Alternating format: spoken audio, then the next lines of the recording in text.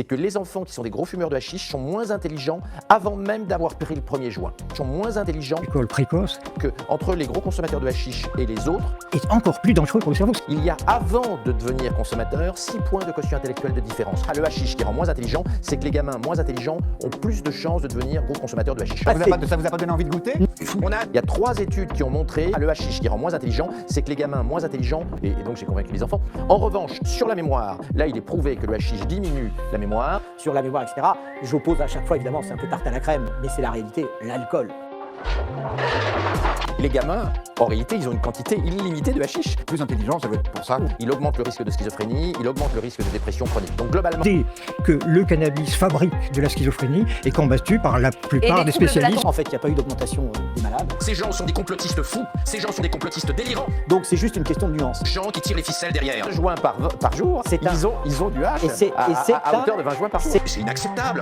Le hashish ne rend pas plus con, ils ont du hash, mais il diminue la mémoire. Et l'alcool. L'école précoce est encore plus dangereux pour le cerveau. J'espère que vous l'interdisez à votre enfant. Alors Loïc, Le bilan n'est pas bon. Idéalement, il faudrait que nos gamins ne consomment pas de hashish à hauteur de 20 joints par jour. C'est contrôlé. De même qu'il faut contrôler le jeu, de même qu'il faut contrôler l'alcool.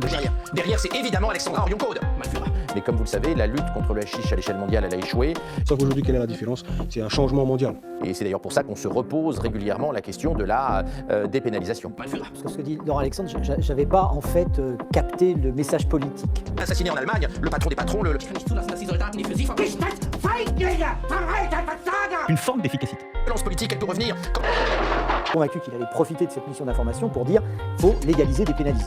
Le sujet est ouvert et doit être considéré. Disant il faut pas légaliser, dépénaliser, fais le jeu des dealers, de la délinquance. Rappelons juste qu'à peu près 2 tiers des personnes qui sont en tôle, c'est de près ou loin lié au trafic de stupéfiants.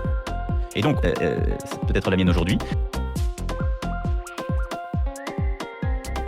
Tellement ça a rapporté de l'argent. Donc je ne suis pas contre, tout à fait. Si L'objectif de dire, voilà, vous enseignez le non consommé ou le consommer avec modération, si tel est le cas, notamment pour l'alcool. Mais en même temps, Non, On mais n'a pas tenté, je- mais vous continuez, pardon. je-